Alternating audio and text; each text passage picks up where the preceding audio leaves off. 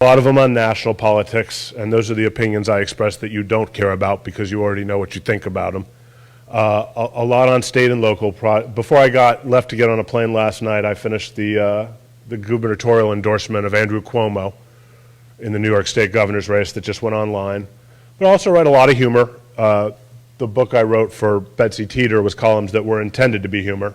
Whether it worked out that way is the reader's decision. And I cover a lot of economics and a lot of education policy and a lot of local and state politics too. So.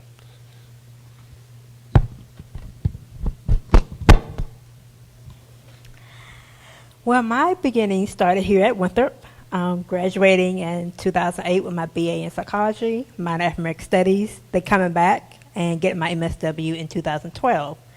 And when I graduated then, I wasn't really sure what I wanted to do. I was looking at traditional social work jobs and nothing seemed to be the right fit. So I began to write. I've always been a great writer, and at the time, in the early part of this decade, blogging has really taken off.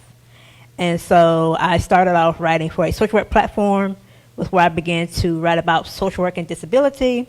And then in 2013, I created Ramp Your Voice to write about the issues that matter to me as a Black disabled woman.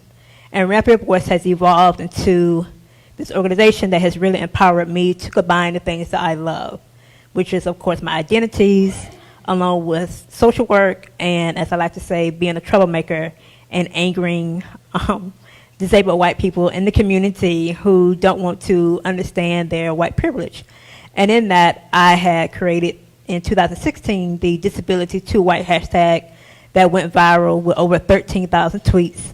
And in that, it was basically a movement in its own way of allowing disabled people of color to talk about the racism that is within the disabled community and the invisibility and underrepresentation of disabled people of color, how that impacts the lives that we live.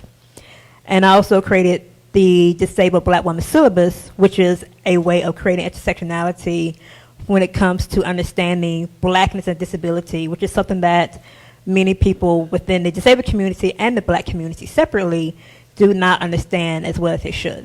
So with my particular work as a blogger and as a writer, I really focus on intersectionality of the experiences of Black disabled women, especially us, because I know that we are very invisible within both communities, and many of us, since I've started this work, have come forth to ramp our voices in a way to ensure that we are heard, our issues that are unique to us are on the consciousness of leaders within both communities, and to hold both communities accountable, holding the disabled community accountable when it comes to their racism, and holding the Black community accountable when it comes to the ableism. For those not familiar, ableism is the social prejudice against disabled people.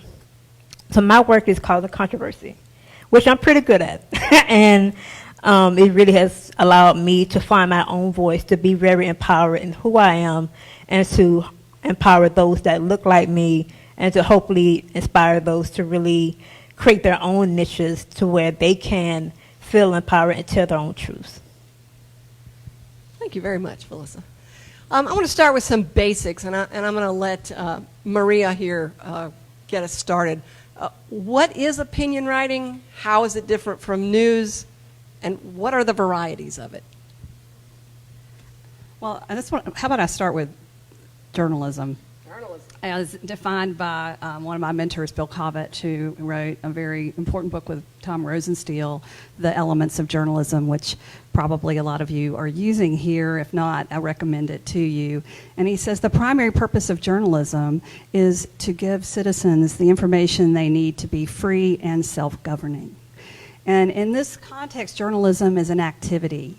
We're moving away from the idea so much that it's a profession, but is it an activity where you find verification?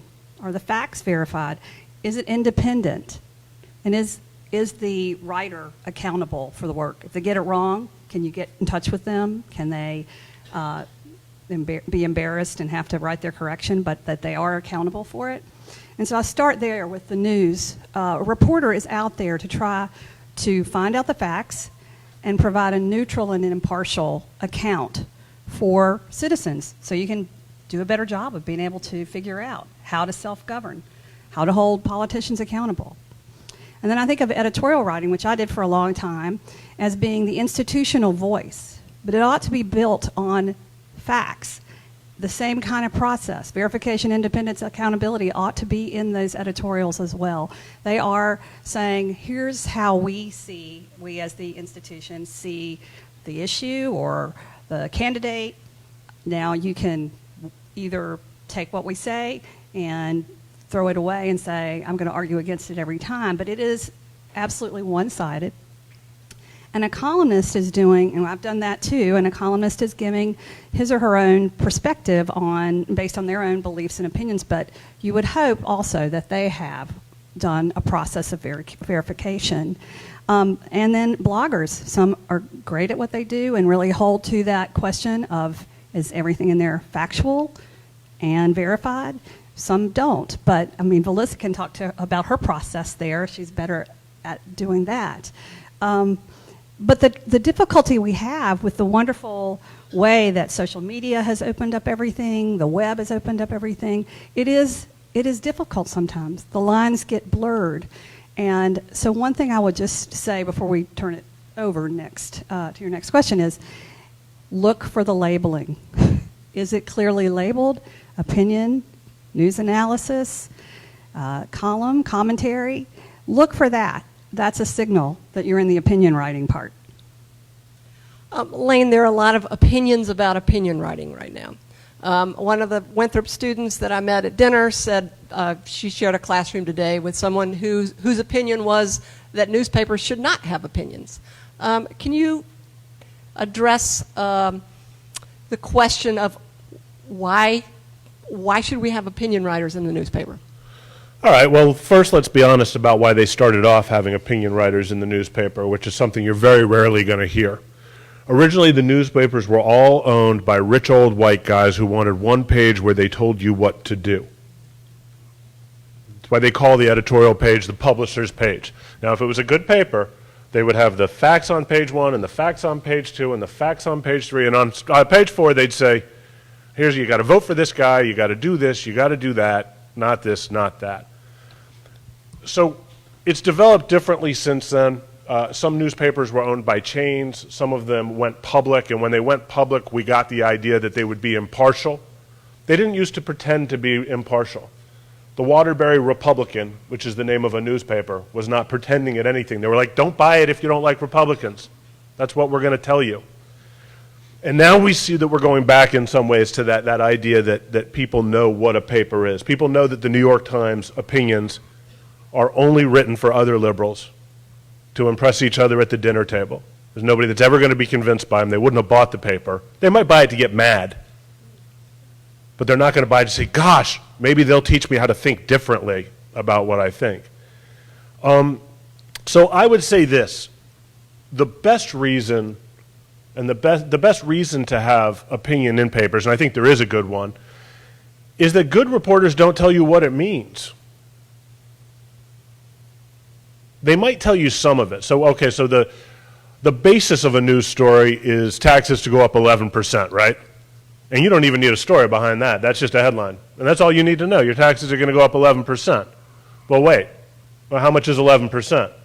Well, your base was $6,000 a year, so it's $660. Well, what's 600? I don't even know. Well, okay, so $12 a week. How much does that matter? Who's going to pay it? Is it all the same amount for everyone? And then I come in at the end and say, maybe here's how you ought to feel about it. And the reason I described what I've just described is none of you care what I think about Donald Trump. You don't. If I write about that, it's because my boss wanted me to, or to, as I said, to impress my wife and family and friends or whatever. But you're not looking to me. You know what you think. How many of you know who your school board representative is? All right, so if I tell you he's a scumbag, you might be like, Lane might know he's a scumbag because I don't even know who the guy is. That he took this money or did this or that, or they saw him over there. Now, maybe we have a news story that says that you don't pay attention to it, but then maybe I explain it. Well, this is what happened. This is where the money went. This is why you have to march and go and see and do. So I do think it's important that newspapers have opinion, but it would be great if they got a little smarter about deciding which opinions they write might actually matter to someone. Vilissa, I've been to your website and seen some of your brilliant writing. I want to talk a little bit about the internet, because even though I subscribe to all these newspapers, I'm reading most of them online. And the internet obviously has allowed underrepresented people to have a voice. Will you talk a little bit about the opportunity created by the internet and the problems created by the internet in terms of opinion writing? I think the greatest thing about particularly social media, and the internet is that if there's someone that doesn't look like you writing about it and you're passionate, then you can be that person. Okay, that's what I did with my brand. And I'm going to use the disabled community as an example in this. Disabled community's history, when you look at it, is very whitewashed. The experiences of and the influence of disabled people of color has been reduced to a footnote or at times erased altogether. The great thing about the internet is that a lot of that history has been able to resurface, and new activists and advocates like myself of this generation, especially the millennials, Generation Z, and even some of the younger Gen X, have been reshaping and shaking the table of the movement. And the internet and social media has been very powerful in that.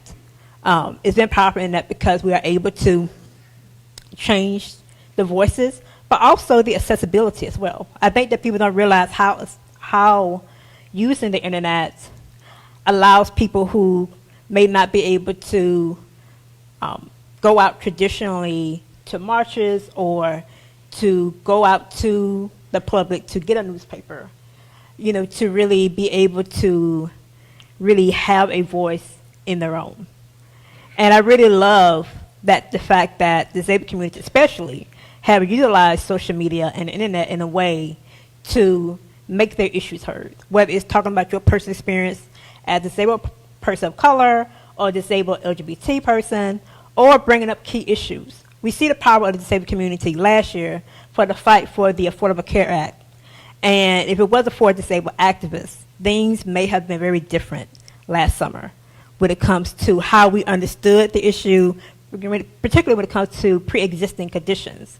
And I think that the disabled community has found its way to fill in those intersectional gaps, to make sure that those underrepresented voices are heard, and also bring our key issues to the forefront and allow non-disabled people to understand that disability is integrated into every social issue that you care about, from politics to education, healthcare, the environment, everything that we care about on a social issue is a disability issue. And I think that we have been able to mobilize the internet in that way so that when we talk about things, we do not allow people to ignore the largest minority group in the country and the world. So I think that has been the most powerful aspect of the internet, particularly within, I say, the last 10 years, as we get different platforms like blogging and how we use social media like Facebook and Twitter.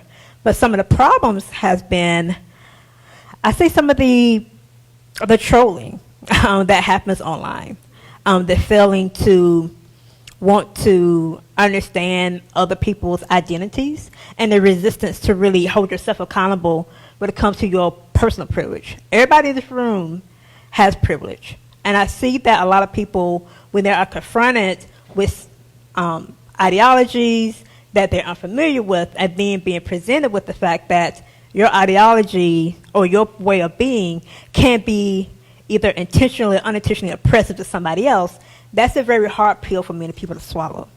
So I think that some of the pushback that sometimes opinion writers, blogs, etc. experience that is a problem is people's resistance to see how their own privileges impacts others and figuring out ways to be better co-conspirators, which is my rephrasing of the word allies, to the collective movement of making sure that everybody has what they need. Thanks, Thanks a lot. Large swaths of the American public at the moment are furious at the media, have been encouraged to be furious with the media. And a lot of it is because they don't understand the difference between news and opinion. How is this affecting the work that the three of you guys do? The fury in America over, we don't want to hear your opinion. Well, it really spices up my Facebook page because I do a mailbag usually once a week with some of the tamer stuff about wishing I was dead and wishing people I loved were dead and I had to watch and it took a long time and it was painful. But first of all, I have to push back on the premise, and that is the way we talk about it a little bit. A lot of times when people get upset at the way opinion is in the newspaper, that is literally us printing everything a person said. That you could literally write a story or a column that was just a list of stuff our president said, and people would say that it was just our opinion and it was fake news and we were slanting it, and talking like, no, it's not even, it's just cut and paste. I didn't add a word. And they'd be like, you're a scumbag, fake news media. Oh, okay. Save it for the Facebook, sir. And then I think there is, I'll be honest, a real issue. Is the media, is the newspaper business, forget the media, is the newspaper business liberal? Yeah, kind of. Not 100%. But the truth is, it's a job that pays lesser wages for the talent and work and qualifications it takes than other jobs. And for whatever reason, liberals who are willing to take less money for really hard work often do things like journalism and teaching and certain types of charity work. And conservatives who are willing to work very hard for less money often do policing. They often join the military. They're often firefighters. So there's categories of both people that do different kinds of things because they want to help society or because they're mission driven. Well, that being said, this was not a stark, so first of all, you have to understand that my real political belief is I want to find a great story and have a Pulitzer just like her. I'm part of the lane filler party. I want awesome stories, and I want to be a hero, and I want to get introduced like that and get paid like that. And there's no political belief I have that would keep me from chasing a great story. Nothing. Nothing. If the story was about my mother, I would chase it, and there were some. But up until 10 years ago, you reasonably could look at a newsroom of a major paper and say it's probably 80% Democrat. Maybe in the South it was 60% Democrat. Maybe in New York City it was 90. If I'm going to be honest with you, at least at the big papers, we went from a time where my newsroom has 400 people in it. And I'd say we went from a time where maybe 300 of those people would have voted for Obama and 100 would have voted for McCain, to it's probably damn close to 400-0 anti-Trump. That's how much the world has changed in 3 or 4 years. That doesn't make the media liberal necessarily, although as I acceded, it sort of is. So people are not wrong when they say the bent of the big papers has always been towards more collectivism, towards more of an elite status, towards more of a privileged way, even a limousine liberal way of looking at the world. And you have to be conscious of that when you read. You have to say, why are these people being dismissive of communities like mine, of people who care about hunting and guns, of people for whom hold religion very close to their heart? We're not a joke. But you also have to be conscious of the truth that facts are facts, that the world has gone in the direction that it's gone in, that increasing progressivism has mostly helped most people, even the ones who are against it. So I don't know if that's any kind of an answer to your question, but it had commas and periods in it. And I just want to add to that, you think of what we have in this country, and I'm a big traveler, world traveler, and I just have been so dedicated to this idea that we have a democracy that was the envy of the world, and that democracy requires citizens who care about it, who understand and have a common set of facts by which to judge what should happen next. And, I think right now with the press under attack in the United States, we end up with a basic branch of our government. It's not government, but it is a major check on the government being in peril at this time. And if you don't have vibrant press, I would argue you're not going to have a vibrant democracy. So I'm very concerned about where we're going, and the fact that people naturally want to look for journalism today, opinion journalism. It's our inclination because it's more comfortable to look for something that reaffirms our own view of the world. So this journalism of affirmation, it's sometimes called, it's just a lot more comfortable to read the opinions of people you already like, and they're echoing those conversations you've had with your friends or at the dinner table, instead of searching out other opinions from the other side. Because basically, this is the truth. Your brain hurts when you do that. This cognitive dissonance kicks in, and it's difficult. But it's really important if we're going to be informed about what's being said and reported on all sides. Really good. I think with the way that the climate is now, people are just constantly bombarded with news and don't know exactly how much to retain. I know that particularly if you are a marginalized person and you're having your rights constantly infringed upon, how many articles do you want to read every day, every week about the constant attacks? So I think that people are getting, in some ways, fatigued of having all these opinions, whether it's factual, whether it's erroneous, or sometimes a mix of both, trying to decide how much am I going to take in without impacting my mental health. It's also, I'll just take 1 second to point out that one of the worst things about opinion writing is that it is unbelievably repetitive. Most opinion writing on most major issues falls into two categories, and they say, this is the answer. I'm pro-abortion. I'm anti-abortion. Okay. Are we going to write another 1,500 columns saying exactly the same thing about your abortion stance, your Israel stance, your taxes should be 3% higher, taxes should be 3% lower stance? Or is there some way to either find other issues or to every time you look at this issue say, what's a third way of talking about it? The first two didn't solve it. I just want to say about that as well. I do think, to take you on this one, that a repetitive kind of almost crusade, in the old term in a newspaper, can have an effect and has had an effect. And one of the things I show students is this documentary, and I don't know if you've seen it, it's called Reporter, when it really should be called Opinion Writer, but it's Reporter. And it's about Nick Kristof going in to Africa. And Samantha Power is quoted in the documentary saying it was Nick Kristof in his columns that kept putting the genocide in Darfur. He just kept at it when the rest of the world wanted to look away. No one wanted to deal with the terrible things happening in Darfur, but he kept on writing, and he said, would we have stopped with one column after the Holocaust, or wouldn't you want to just keep writing until somebody paid attention? So there can be a value, although I will say that one of my favorite editorial page editors said, guns, God, and gynecology, we might not want to write about those on the editorial page because we're really not going to change anybody's mind. I do think that's a great exception. I would say I think the reason it is because and the reason it was called Reporter is because Kristof told a different narrative story in every one of those pieces. It wasn't just navel-gazing, I think. Here's why I think. And I do think, and I'm going to say you're right, even more so. The Grand Canyon was not created by an explosion.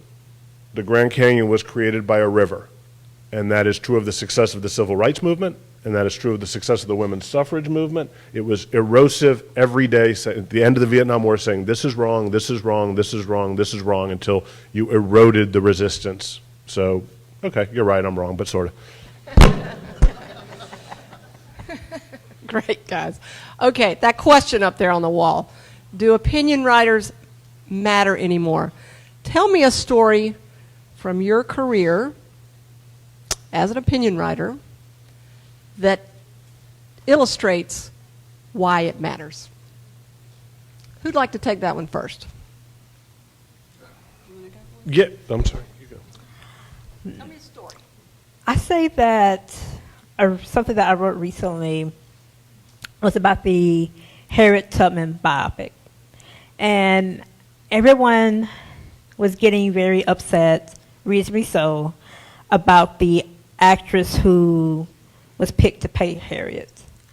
But I noticed that no one was talking about the key issue that always goes on the radar when we have disability figures in their movies is the cripping up.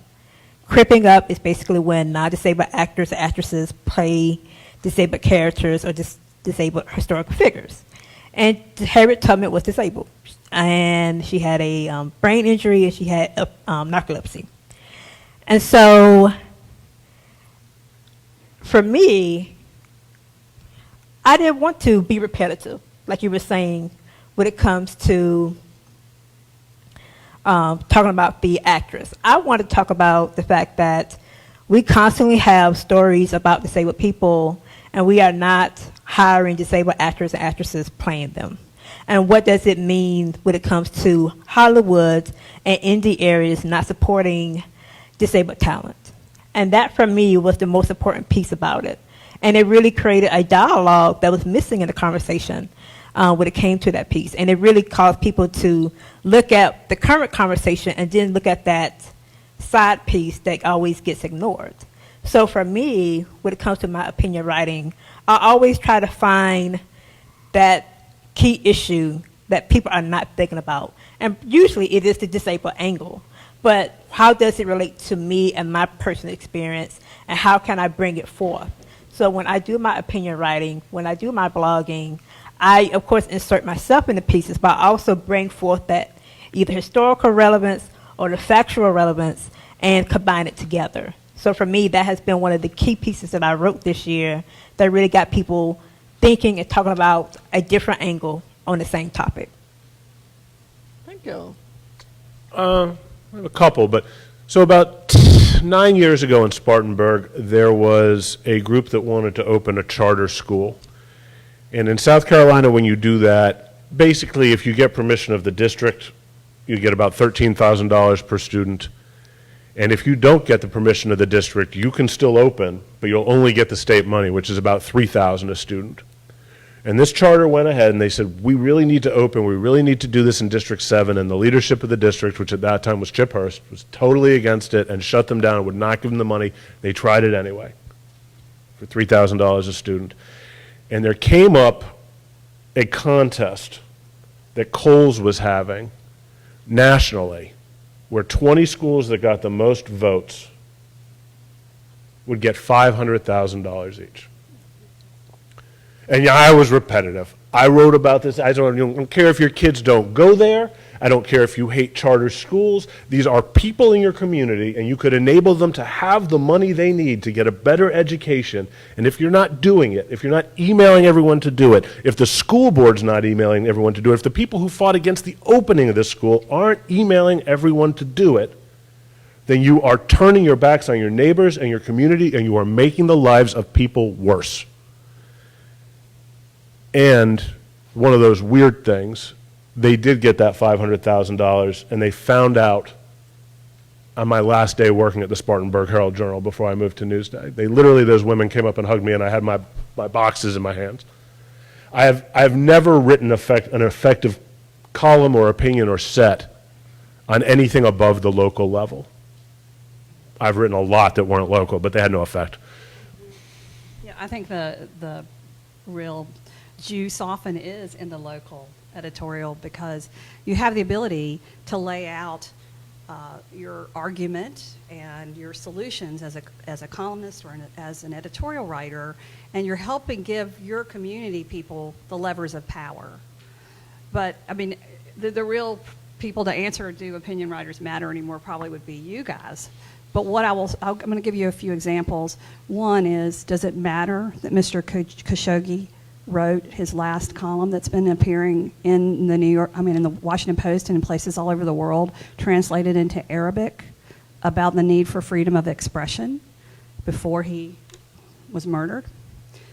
Does it matter that an anonymous opinion writer, very controversial that this happened, this has never happened in my memory anyway, a column in the New York Times talks about we're in the White House trying to stop the president? Does that matter? I would say it does. A couple of examples from my own experience was writing about battered women and their children in Kentucky, and I did the reporting, the basic kind of reporting on the ground across the state, and brought to light women's stories. They were the people who let me tell their stories with their names, with their faces, and we were able to point to solutions. And we kind of galvanized public opinion, and lo and behold, the legislature passed every piece of domestic violence legislation after that spotlight, and a real clear way, a clear course of action for people to consider as a citizen. A smaller example, but maybe not, if you were cold. When I worked at the Charlotte Observer's editorial page in the mid-90s, all of a sudden a terrible cold front was coming in, ice storm, and the city was all up in arms, like, what are we going to do? We don't have enough beds.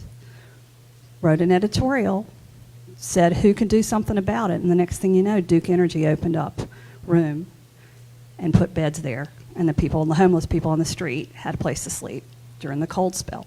So I know in my life I've seen that they've mattered, and I have to hope that they still do now, as long as they're factual, accurate, and really point the way so that the public is at the heart of the service, right? Just want to remind you all to write your questions on your note cards. We're going to be picking those up, so you can just hold them up and we'll combine and we'll collect them from you because Q&A is just around the corner. Yeah. Get to write down those questions. That's great. We need some good questions from you guys.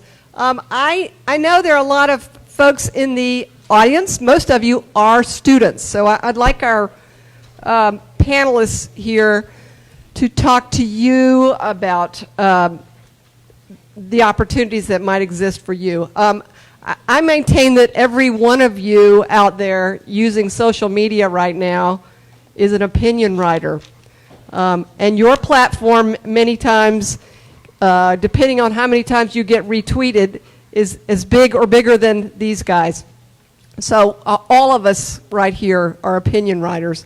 But what can these students do if they're interested in becoming an opinion writer for pay? What's the track? What do they need to start developing now? Are there things that they need to, pitfalls they should avoid? And Vilissa, I want to start off with you. I'd say if you're interested in writing, creating a blog. To me, that's the simplest way to get started. It could be as simple as your love for gaming to something complex about a misogyny, a misogynoir. You know, whatever you're passionate about, just get started. I know that before I started blogging with the social work platform and then my own, I just had a regular blog where I was just writing about my day-to-day stuff or things that came to my mind. It doesn't have to be fancy. It's easy to start up. You can start one on WordPress, Blogger, whatever other platform, Tumblr, whatever platform, and just start writing. And once you kind of get your groove, particularly if you see there's something that you're passionate about writing or have a particular niche, then you can kind of make it a little bit more professional. And in that way, to me, developing a portfolio, particularly online, is very important so that people can see what you can do, but also can find you. That's very key. And utilizing social media that you were saying. That we are all opinion writers if we're tweeting, if we're on Facebook, etc. But if you want to get into writing, going online and finding those platforms that you like, the news outlets, as well as the writers who's writing the topics or the type of style that you like, following them, really seeing how they've got started, really seeing who they pitched to. And then, once you have a portfolio, when you're getting confident, then pitch to people. Pitching is an art within itself. But if you create a unique voice for yourself and a particular platform, then if you start off small, you can get to the outlets that you really want to go to. But the key thing that I want to emphasize is do not write for free. If you're going to write for free, write for yourself for free. And I'm making that point because there's a lot of people who like to exploit young, beginning writers. That's something that I have experienced. That's something that I know that people still try to do to me, and I say a nice no, no, no. You have to pay me. I don't play that at all.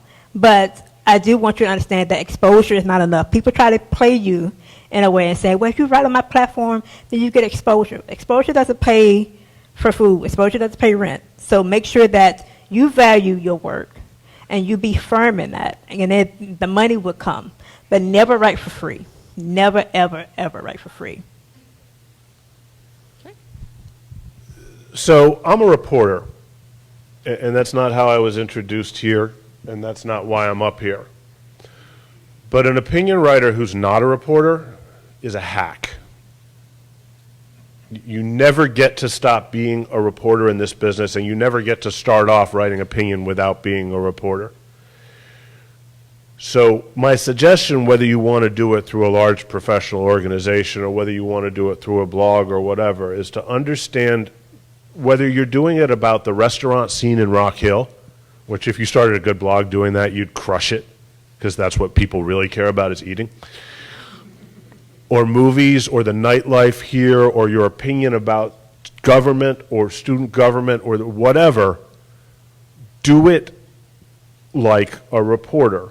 And I will tell you, it's something we say in the office every day, reporting ruins some wonderful opinion pieces, because it ain't what you thought it was. They're not that bad. It's not that simple. They did it for a reason, not a good reason, you know, and you will end up with a strong opinion in the end. But I know that for a lot of people who want to be journalists, they have this dream, and it's actually like the worst possible journalistic dream, that they're going to be in the White House press corps writing opinion. The White House press corps is this many people listening to the exact same answer and writing the exact same thing about it when they could be out there getting news and finding out information and exposing things to write information about. So be a reporter, do it in a way that you care about it and people that can care about it, and then express opinion about it if you want to. I just say ditto to that. I mean, really, that was, I had said to Dr. Reel's class today, you know, I didn't plan to be an opinion writer, and I certainly didn't plan to be an editorial writer. I thought you had to be like 95 years old to do that, and I was 29, and what kind of opinion did I have? Not even so much as a favorite color, but I loved reporting, and I loved the idea that I was there in a public service role. I loved scoops, but I also loved the idea that I was helping people navigate society. And so the opinion part is sort of the value add after you've done the basic hard reporting piece. And then you can come to some conclusions and persuade, perhaps. But at least you're laying out your case based on fact. So please go get internships. Think about digital space, too, for jobs, because those are some places that you can get hired. And know if you're going to be an opinion writer, you will have to develop your writing voice. And that's important. And if you are an opinion writer, when you go home tonight and use social media, please make sure you do your reporting. That requires you to read lots of different news accounts, and it requires you to know which news accounts can be trusted. There is a graphic that floats around on the internet these days about which different news outlets report real news. So you all are opinion writers, but let's make sure we know what we're talking about. It's super important.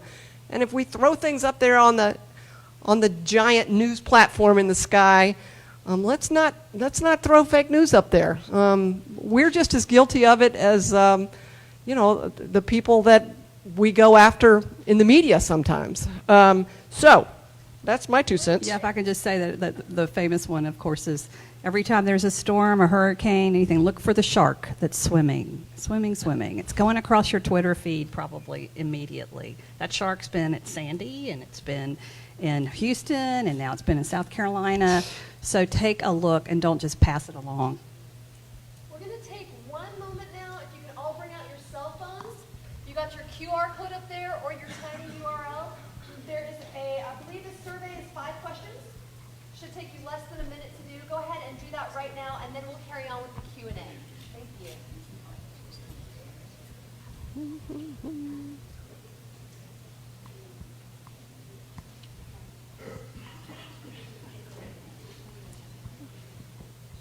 And give me the signal. You're okay for me to ask questions, or you want to wait? Testing two. Test, Okay. test, test.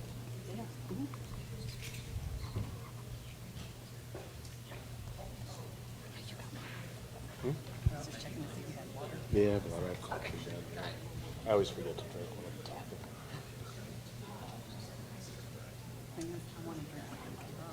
talking. We'll go get you some. We'll get my wife some too. I never gave up bars. Never could do that.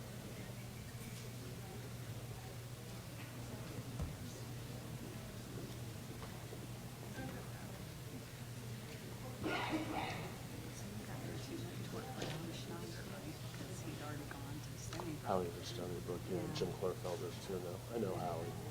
He's just done an amazing job. Okay. All right. We got a few more questions coming my way. Thank you all. That's a great help to our program. Wow. Outlet students and Okay, panel. I've got a loose end here we need to tie up. Lane, did you ever go back to school? If not, did it ever create problems within the work environment? the fact that I didn't have a degree didn't create problems. The fact that I'm ignorant created some. No. So I did not go back and get a degree. I did eventually get a 2-year degree, but I don't have a 4-year degree and I don't have a high school degree. And I will say, if I'm to be honest, in some ways journalism is like baseball. What they really care about is whether or not you can hit, but it can be hard to get a tryout for the team. So I started a very tiny newspaper making $325 a week, and I was able to prove to a succession of people that I could hit a little bit.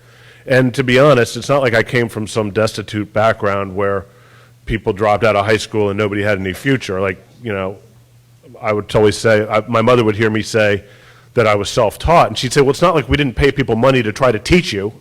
You just wouldn't go. So it's worked out. All right, great. Here's kind of a personal question.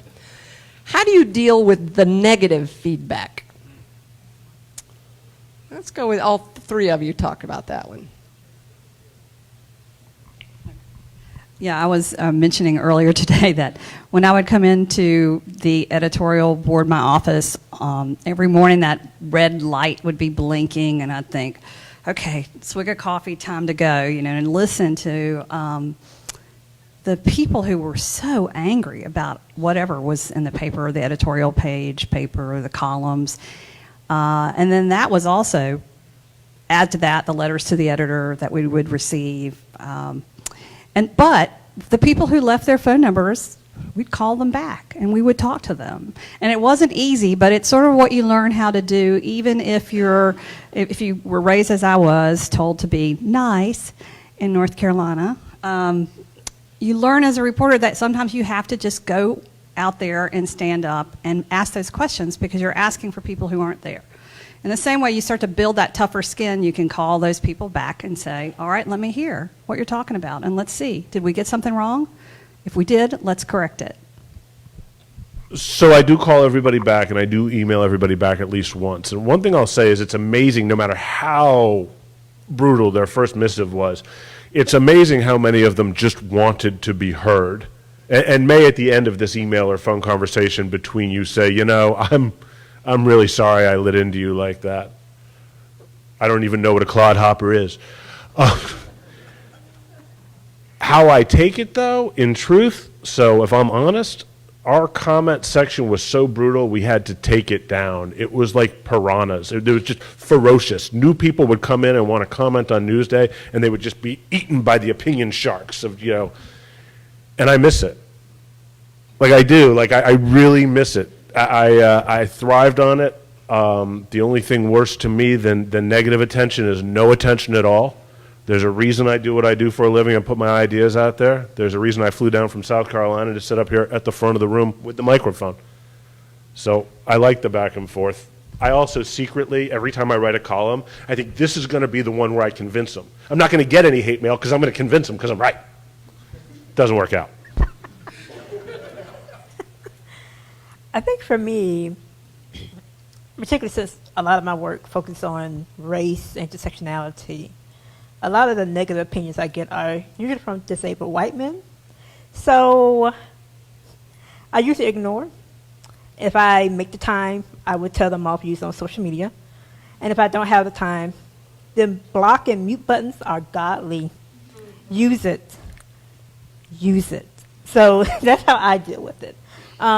Particularly since, my work is more on social media, particularly as a black woman, a woman of color especially, get a lot of hate and negativity more than others. So it is being self-aware of, if you're speaking on very controversial, hot topics like race, you're going to get a lot of angry responses. And I know that for me, ignoring it, blocking people is my way of protecting my essence and my mental health.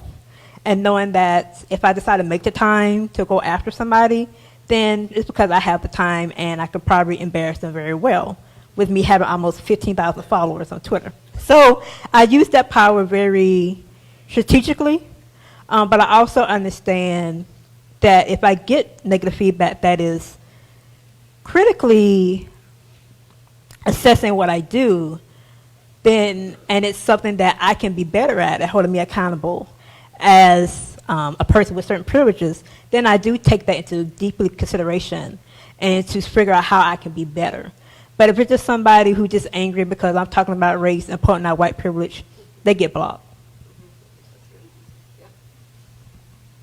Yeah, so we've talked about our personal dealing with negative, and I appreciate that question. Since I'm not in the newsroom all the time now, I'm sitting in a lovely academic environment, but I'm also totally a citizen, and outside of that news operation where I could be on the editorial page and let go every day with whatever opinion I might have, as long as the board was on board with it. Here's where the negative difficulty for me is now, and that is the large brushing the entire press corps as the enemy of the people. That worries me so much. Just like that T-shirt that appeared in rallies that said, rope, tree, journalist, some assembly required. And I don't know if you know that was out there, but it was.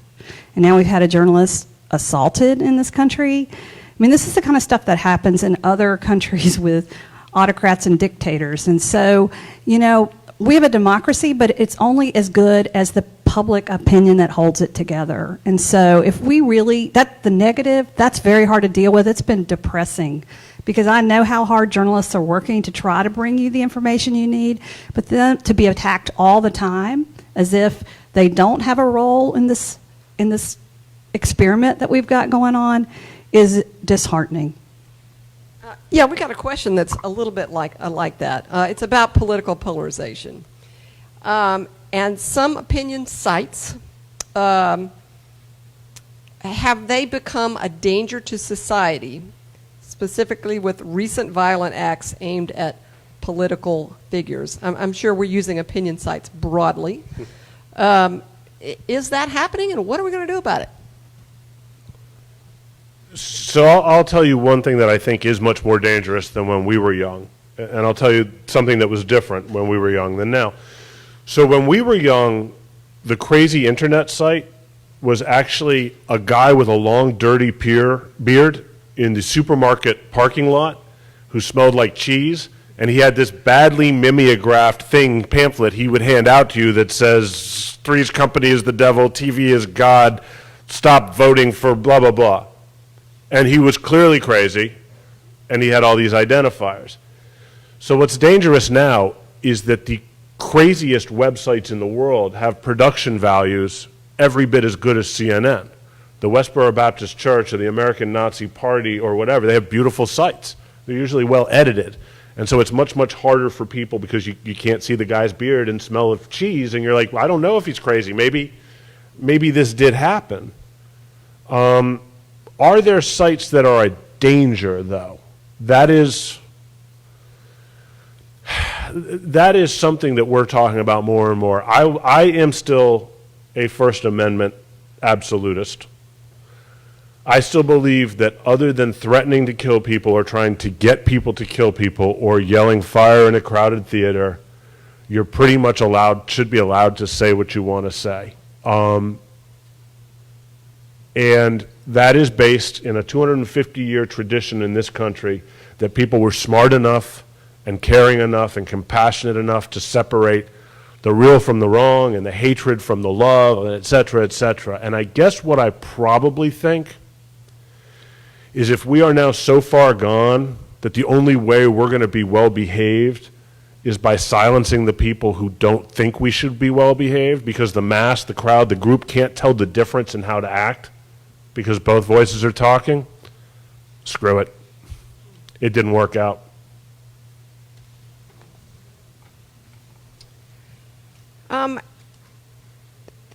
This questioner would like to know, in your years of being a writer, has there ever been any opinion topic that is really close to your heart? That, I guess what they're saying is there something out there that you're going to pop off and write a piece about at the first opportunity?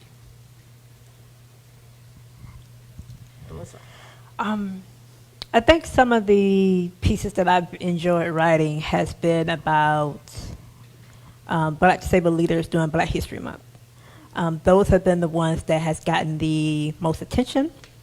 And I think so because a lot of our figures, past and present, their disabilities are erased or downsized. And when I bring forth their stories, for me, it's reviving who they were and the impact that they had.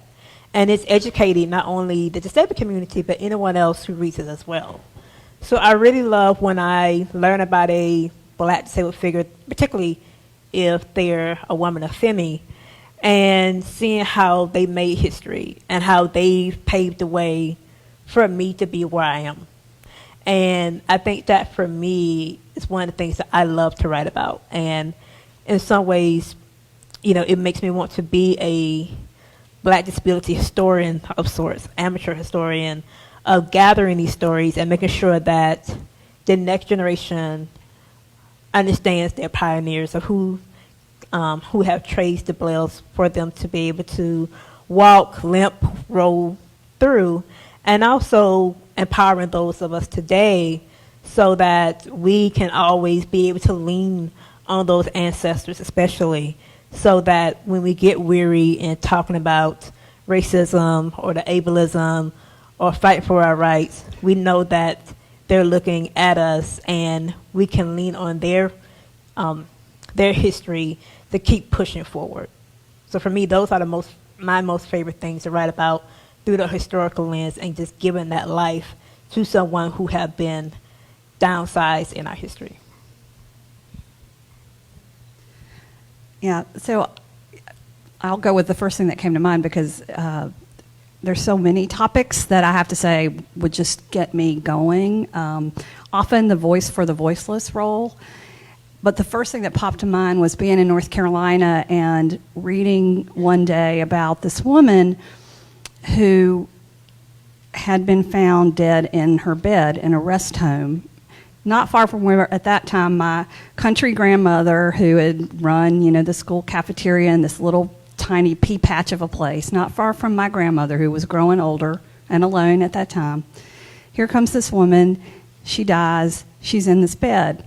The story was, though, that the woman had wandered out with her dementia, fallen into a ditch, frozen to death, and the staff put her back in the bed so that it would look like she died there. I was so upset and so angry that, of course, that was very close to my heart, that some elderly person was treated like that, and she should have been cared for. And it turned out she'd been a grape picker, like in the times of Grapes of Wrath in California. She didn't have very much. She had a little television, so she was on Medicaid and in this little rest home. And so I went off on doing a lot of reporting on the rest homes in North Carolina and writing about them because of one woman. So that voice for the voiceless, I think that's such a powerful drive for a lot of us who were in journalism or in it now. So two things come to mind real quick. I do write a lot about addiction. I'm an alcoholic and a drug addict, and my family was decimated by addiction. And now I see, increasingly, I think addiction is the story of the United States. And I write a lot, I've done a lot of projects about it, I write a lot of opinion about it because I think it is often misunderstood. I think there's a lot of misunderstanding about how to deal with the opioid addiction problem, even in the alcoholic community, which kind of dominates treatment. So that's one thing that I do write a lot about. And the other, and this is kind of weird, I am drawn to write about heroism. I'm drawn to write about people who do amazing, courageous, noble, dignified things, because I think that is something, I just think we could all, we're not perfect, no one is, but there's no law that says you can't be amazing today. You know, Nicholas Winton saved 600 kids from the Nazis. There's no law that says you can't do hard things, that you can't help everybody. And when I see people who do, that's why I think if we just could talk about this more, then we could all wake up every day understanding we can be the highest representation of humanity today. So I do write about that some. One or two more. Okay. Let's talk about, there's a question here that says, how often do you include the people's voices in your editorial writing? Lane, you said a little while ago that you felt like nearly 100% of journalists right now would vote against Trump. How do journalists include the voices, and how do they include the voices of the people that perhaps do want to vote for Trump? What are you guys doing as opinion writers or former opinion writers to speak for the people who do vote for Trump? So I did go to the Republican convention, and before and after that I went to Trump rallies, and often found myself writing much more supportively both of Trump and of his crowd than I would have guessed before I went in. I remember one in particular in Maine where I went to this crowd, and it wasn't racist, and he wasn't being crazy, and there were 7,000 people there, and he was talking about real issues. And as I was leaving, as I was going to write about it, one of the guys said, when someone who was leaving, now there were some crazy people there, but you know what I'm saying. And one of the guys said, well, I can't wait to go home and see how CNN makes it look, because I recorded it. And so I went home and I looked too.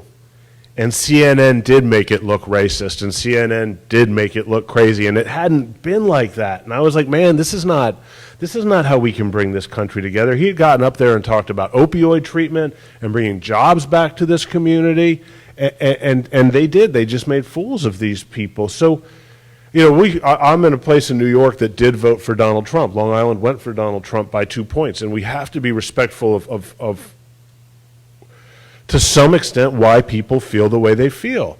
That being said, when people say to me, when the voice says, when they include the voice of the Trump supporter, and the voice says, well, I just trust him to do what he says, and you say, but he never does what he says, and he always lies, then you do have to interpret, what does it mean when someone says they trust somebody who never tells the truth?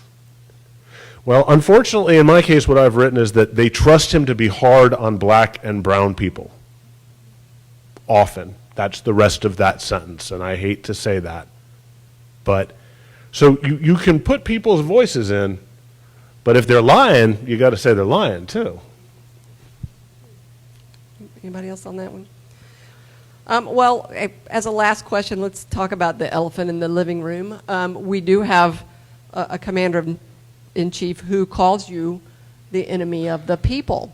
I think you are the advocates of the people. What are we going to do? How do we combat that? It seems to be getting worse. I'm just going to say the media, the journal, and media is such a big term. You know, it's film, it's advertising. It could be just this enormous entertainment complex too. But let's just talk about news. News organizations can't solve this because we're not the gatekeepers anymore, really. You all are your own gatekeepers. So it's going to really take education on the part of news consumers to be able to say, this is news we value, we'll pay for it, We'll look around, we'll see other opinions, and then we'll have a stronger readership, audience, and I hope democracy. There's a lot of hope in that. But I think that there are efforts out there to try to make it easier. There's one that I'm interested in, and I'm going to talk to the editor of it pretty soon with my class, and it's called NewsGuard. Are you all following that? Stephen Brill, who started American Lawyer, has got money behind this, and it's trying to employ journalists to look at 98% of what Americans use to get their news, and then they're going to put like the green good housekeeping label on what has been vetted on 9 particular, I think it's 9, particular ways of measuring accuracy, the verification, independence, accountability points that I made, yellow and red. So I'm interested in ways that will come out of technology to help us all sort through the landscape. So I think increasingly what we have to start doing is in a very harsh way to help people understand the stakes that we are playing for. And what I mean by that is so we're all American. Most of us were born here. Most of us are American. Maybe not everyone in the room is. And you grow up with a set of ideas when you're an American that nothing really bad can happen here. Everything's heated and air conditioned, and everybody has money, and we always have the vote, and the Army takes care of it, and the government takes care of it, and when we get sick, we go to the doctor, and we're Americans. It's not like on TV where you see Afghanistan or Iraq or Venezuela or Brazil or whatever. There is nothing you are exempt from because you are American. There is no tragedy for which you are not eligible. There is no rule that says, well, this will always be a democracy, that this will always be a free country, that you will not be assailed by pandemics and riots in the street, and a complete erosion of the institutions that have made this an extraordinary place. You are playing for the highest possible stakes. If it goes badly, it will be a misery and a trauma to everyone in this nation. And I think one thing the media can do, as we keep telling the truth, as we keep showing the facts, is to keep erosively and explosively trying to talk to people and say, this is what's going on. It's not just the media. These are the institutions that are being torn down. The courts, the rule of law, the idea of international treaties, the idea of tariffs, the idea of allies, the idea that such a thing as truth exists. The caravan is not made up of crisis actors. The guy who just killed 11 Jews in Pittsburgh is not a Jew hired by George Soros pretending. The guy who sent all those bombs was not hired by the Democrats to act like a Trump supporter. There is such a thing as truth in the world. If we let go of it, that, as I say, there is no depredation we are not eligible to experience. And I really think that's a very important point, Lane, is to really understand what the truth is and educate yourself. If you're reading something and it don't seem quite right, do your own research. I think that's my biggest frustration with people when it comes to the news, saying that it's fake news when it's not. Educate yourselves. I think that a huge way to eliminate the real fake news, the real erroneous news that's going around, is to know what is really going on and to get out your own bubble. I think many of us are in our own social bubbles. We talk amongst each other. Really find out what is going on across your neighborhood, in the next state, and educate yourself to be an informed citizen, not just when it comes to voting, but also when it comes to just living. Understanding other people's experiences outside of your own. Really looking outside of your own scope. I think once you start broadening your view, you really start to piece together what is real, how people are being impacted that look like you and don't look like you, and what is the collective push to get us all on the same page. I want to thank this powerful panel here. Let's give them a round of applause.